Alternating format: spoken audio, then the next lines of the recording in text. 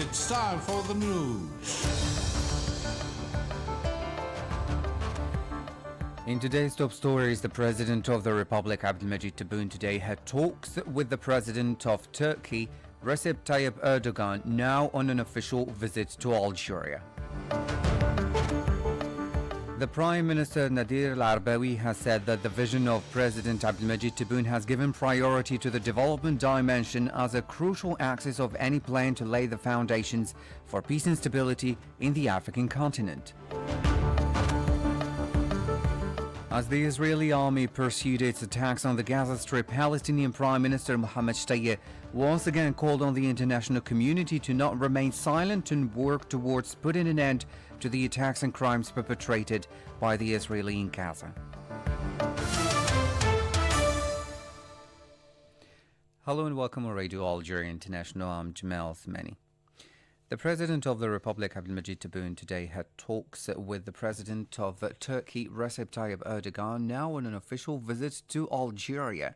Earlier, President Erdogan was welcomed on his arrival by President Tebboune.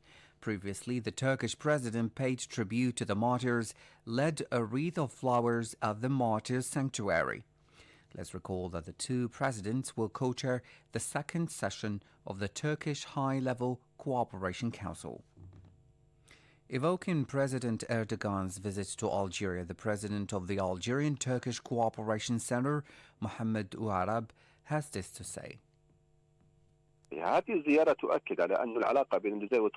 visit is part of regular and long exchanges between Algeria and Turkey, launched early 2020, following the presidential elections, as we consider that the Turkish President Erdogan was the first president to visit Algeria since the resumption of the electoral process, in addition to the official visit paid by the President of the Republic to Turkey, besides the visits paid by the ministers of the two countries, notably the foreign ministers. This visit clearly highlights the reinforcement of relations between the two countries and translates the will of the two leaders to further strengthen bilateral relations and to move forward towards the implementation of projects agreed on by the two presidents, especially during the visit paid by the President of the Republic to Ankara. The visit coincides with the current events in Gaza. The Palestinian issue is one of the main issues to be examined to see how the countries could contribute to put a halt to the massacre carried out in Gaza.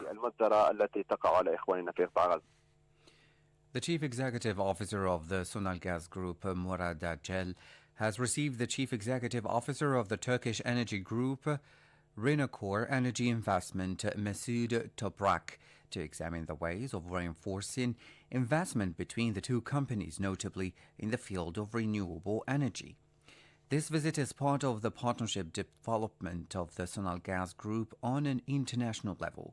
On this occasion, Mr. Toprak shared the great interest of this group for the Algerian market and his will to invest via the implementation of a project in the field of renewable energy and the production of solar panel in Algeria.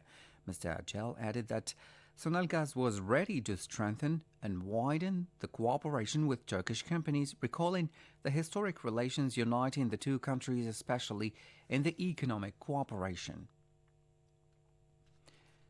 The Prime Minister, Mr. Nadir Al-Arbawi, has said that the vision of the President of the Republic, Abdulmajid Tebboune, has given priority to the development dimension as a crucial axis to any plan to lay the foundations for peace and stability in the African continent. The details with Mariam Barshi. The Prime Minister chaired at Abdelatif Rahel International Conference Center in Algiers the opening of the meeting of the African Judicial Dialogue organized by the African Court on Human and People's Rights.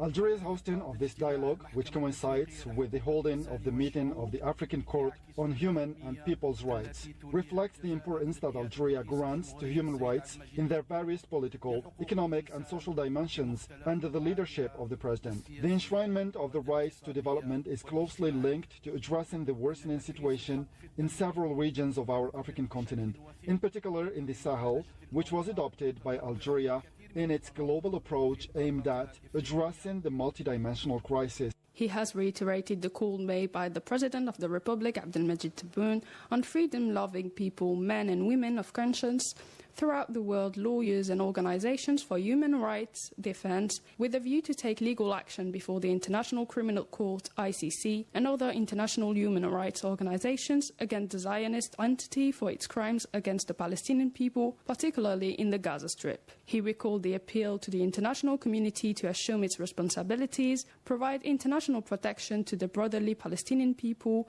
and put an end to decades of impunity for crimes committed against Palestinians. The most basic principles of human rights are violated in occupied Palestine as a result of the genocidal war committed by the Israeli occupation against the brotherly Palestinian people. Unfortunately, in the face of these crimes, the international community remains powerless to enforce respect for human rights, with every bombing and every attack carried out by the occupying army against the Gaza Strip. The values and principles of international humanitarian law are lost. Mr. Al-Abawi also added that the Sahrawi people have suffered for over half a century of brutal occupation. The right of peoples to self-determination is an inalienable right unanimously recognized by the international community and resolutions of international law. In the past, this fundamental principle of self-determination has constituted a milestone for several African countries to achieve a just and historic settlement in regaining their freedom and dignity. But the Sahrawi people have been deprived of their legitimate right to self-determination for almost 50 years, which requires constant actions and intensified efforts to mobilize international solidarity through the activation of all mechanisms capable of ensuring the respect and implementation of the relevant resolutions and international law, as well as the implementation of the rules of international law related to human rights. It should be noted that the 6th African Judicial Dialogue, inaugurated by Prime Minister Nadir Al-Harbawi in his capacity as representative of the President of the Republic, Abdelmajid Tebboune, are continuing today. Our reporter covered the 6th African Judicial Dialogue and met with the head of the African Human Rights Court, Iman Daoud Aboud, who attended the session together with the presidents of the Supreme Courts of the AU member countries. She had the following. To build the Africa we want, we must therefore think of the creation of the African Union law or African human rights law, in which the judiciary at the national, sub-regional and continental level has the same understanding, interpretation, and the application of all human rights issues. There is therefore the need to work together to build a framework for cooperation and exchange of information, experience, and more importantly, build our capacities in these areas. Let me reiterate the commitment of the Court to work with the member states, national judiciaries, and other relevant stakeholders to put the administration of justice and respect of human and people's rights at the center of political development initiatives in Africa. Through this judicial dialogue, African judiciary from national through sub-regional and continental level are signaling their strong desire for better cooperation and collaboration and synergies to effectively contribute to the objective of the African Union and Agenda 2063. You're listening to Radio Algeria International.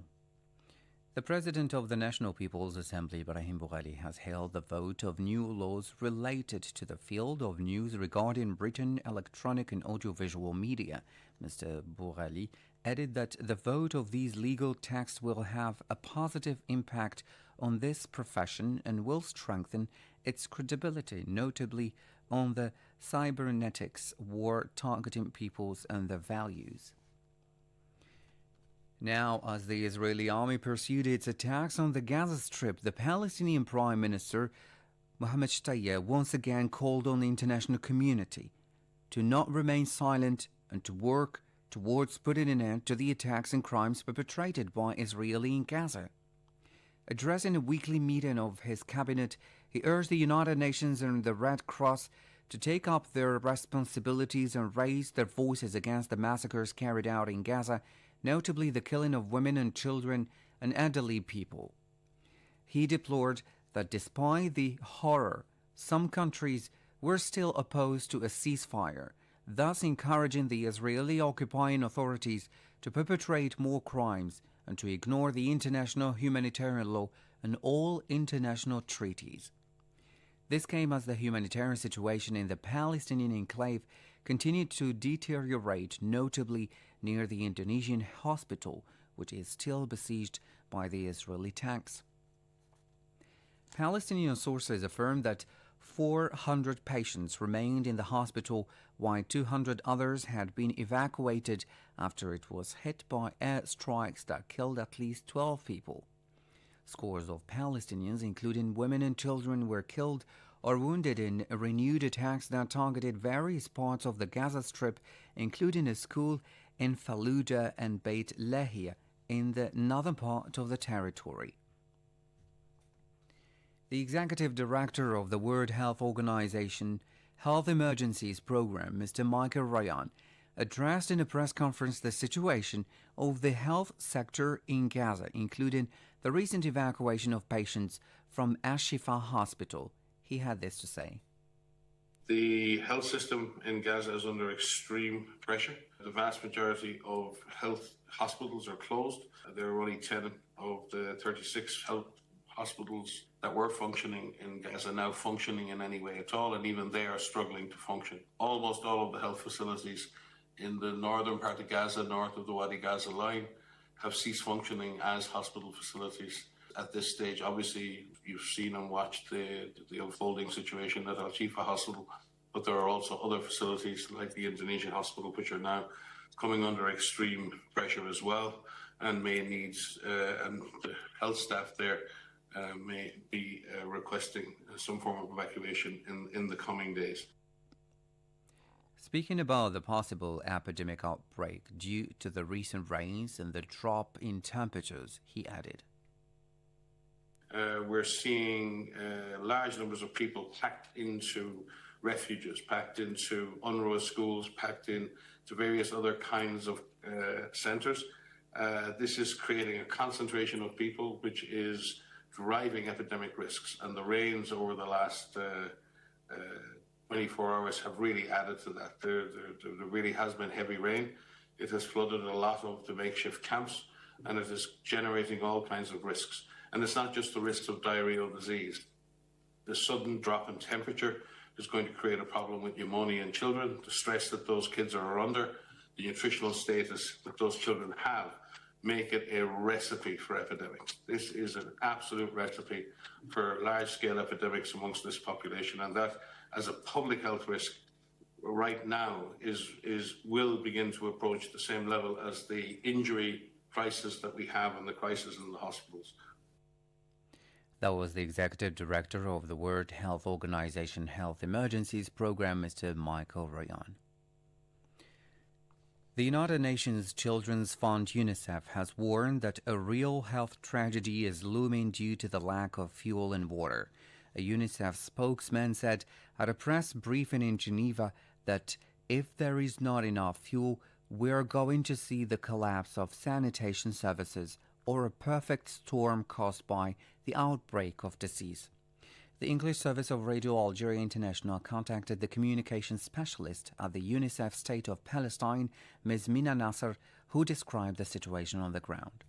The situation in the Gaza Strip is dire, and it is affecting the daily life of children. Children don't have access to clean water. They don't have access to other essential services such as hygiene and proper wash facilities. We spoke to children in Gaza and we asked them about the situation and their opinion about the situation. And children said that they live in a constant fear of being killed or losing their family members or friends. At the same time, they are tired of living in shelters because these shelters are overcrowded. They don't have food. They don't have proper food. They don't have access to clean water. They have to line up to use the toilets, and these toilets usually they are in a very bad situation or there is no water to flush. Also, another child said that I can't live this life anymore. I don't feel like a child. I feel that I lost my childhood in this, in this war. So, this is why UNICEF is calling for a ceasefire for humanitarian reasons, so we can provide these children with life-saving receiving supplies and aid and try to improve their lives in the shelters and elsewhere where they are seeking refuge during this war. That was the communications specialist at the UNICEF State of Palestine, Ms. Mina Nasser. The UN Security Council held an open debate on promoting sustaining peace through common development under the agenda item Maintenance of International Peace and Security. The president of the UN Sustainable Development Solutions Network, Jeffrey Sachs, was invited to brief the Security Council. He had this to say on the war waged by Israel on the Gaza Strip.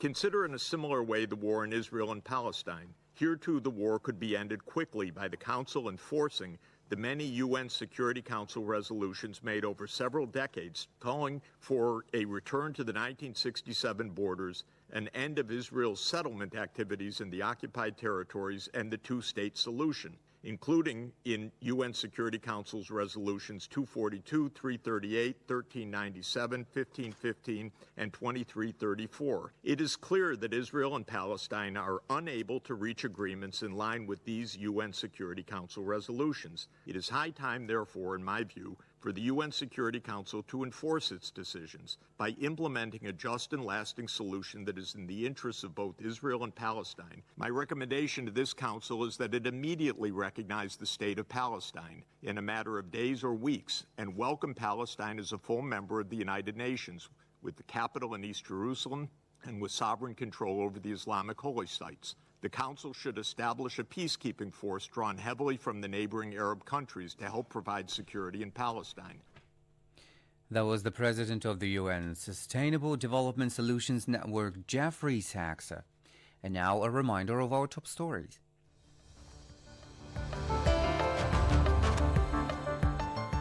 The President of the Republic, Abdulmajid Tebboune, today had talks with the President of Turkey, Recep Tayyip Erdogan, now on an official visit to Algeria. The Prime Minister Nadir Al-Arbawi has said that the vision of President Abdulmajid Tebboune has given priority to the development dimension as a crucial axis of any plan to lay the foundations for peace and stability in the African continent.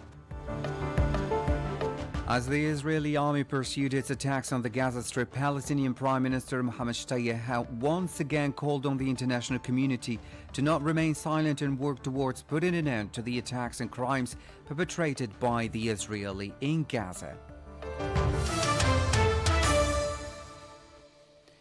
You're still listening to Radio Algeria International. This is the English service. Today's interview is with the participant in the recent North Africa Energy and Hydrogen Conference and Exhibition held in the city of Oran, here in Algeria.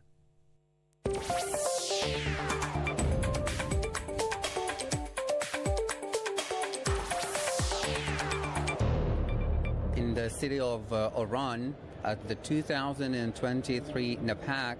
With us today, Mr. Zaid Rawaz, who is the director of Delancey Oilfield, which is a UK-based company. Mr. Zaid, thank you so much for being our guest today. Thank you. Hello, good afternoon to you. Thank you for giving me the opportunity to be here and to introduce myself and the company to you. Mr. Zaid Rawaz, please, could you just tell us a little bit about your company and the field you are specialized in? Yes, so Delancey Oilfield, we are oilfield supply chain provider as well as a service provider in terms of procurement supplies, service provider in terms of decarbonisation and logistics supply, not only to oil and gas, but also to the petrochemical and to mining industry. And let me just see, when have you started operating in the country? We've been here now since 2018. We actually started predominantly in 2017, but there was a lot of administration work involved actively 2018 and have been here since and looking to invest here heavily for future growth. What are the main projects that you worked on? The major project that we have worked on is for the refinery for Sonatrach Skikda, delivering spare parts such as valves and cementation, piping, as well as filters for the turbines. Well, for turbines, as you know that this year we have a main theme, which is the progressive transitional energy, which is like the main topic for this year edition. According or in your point of view, what are the key technological advancements that you see that are crucial for a successful energy transition? Well, what we're seeing here is very similar to what we're seeing in other parts of Africa and also in Middle East. Delancey has been heavily involved in the Middle East for decarbonisation, for natural gas, for renewable energy. Right. So a lot of clients, and specifically the projects that we have undertaken over the last 24 months, including Occidental, based in Iraq, including Taqa, based in Abu Dhabi, to name a few. We are working collaboratively with them to reduce the CO2 emissions. So we provide a service for that part, for the purpose of consultation, the support, and also the supply chain for the interchangeable for the supplies to achieve that target. At the same time, we're also talking to Sonalgas and Sonatrach themselves in terms of renewable energy and the solar panels for greener energy for the future. These are ongoing projects which we hope to develop. There are some weaknesses that we see. There are opportunities that we see here in Africa, specifically here, also here for Algeria. So Delancey is here at NAPAC for that purpose, to address it, to promote our brand, and to be one of the forefront companies for that transition. Speaking about Algeria and North Africa, what are specific challenges or opportunities unique to the region of North Africa in terms of energy transition? In terms of energy transition, the weaknesses that I see, or the opportunities that I see here, is European, US manufacturers, worldwide manufacturers having the opportunities to embed their equipment, their technology here in the system, into the country, into North Africa. What so far, based on the dialogue that we've had with those manufacturers, there is a lot of uncertainty as to how to implement, how to market their activities here in Africa. Logistically is another issue. Some companies, language is actually an issue, but we as Delancey, we're working with those manufacturers worldwide to facilitate easy transition from parts of Europe, part of the US, and to have their businesses here. So it's a unique opportunity in itself, and we're trying to support them in that as well. Mr. Zaid Rawaz, as the director of Delancey, how can we ensure a just and equitable transition? I think by having a continuous improvement process, having an open dialogue, it's a constant conversation that we need to have between the contractors, between the government institutes, and also the service providers. Having a clear strategy as to what are the milestones we're looking to achieve and at what point we're looking to achieve that. But it all needs to be realistic and achievable. How do you assess the Algerian market? Algerian market is incredibly challenging, but of course with a set of challenges brings a unique set of opportunities. So far what we have found is that a lot of companies, a lot of IOCs, NOCs that are present here, they have their own unique set of challenges in terms of supply of materials or a database of high quality manufacturers whom they can contact for supply of materials. So this is certainly the advantages of being here at NAPEC, and over the last 3 days we have been able to converse directly with the likes of Sonatrach, directly with IOCs and further afield. And we see opportunities there. We see there is still improvements to be done, to be had. But we are very confident that whilst we are in conversation with these IOCs and OCs, that we will overcome these challenges. Can we talk about future cooperation, partnership with other companies here in the country? We certainly, it's our main objective for next year, and it's one of the reasons, primarily is the reason why we're here for NAPEC. We saw it as a unique opportunity to introduce Delancey to not only to Algeria but to the wider African countries. specifically for Algeria, we are looking for 2024 to make a huge contribution to the economy here, to invest heavily here into Algeria. We're looking to set up multiple offices and multiple service workshops in Hassi Mas'oud, in Skikda, in Wahran, and also in Algiers. So we see next year as a huge milestone for us. What are the potential economic impacts, both positive and negative, associated with a rapid energy transition, knowing that many experts during the 3 days, rang the alarm and said that we need an energy transition really because time is running out? Absolutely. We see a lot of companies now are looking for transition. For example, BP, whom sadly left the region here. They are a company, being a UK-based company ourselves, Delancey, we see a lot of marketing being done from UK NOCs in terms of transition.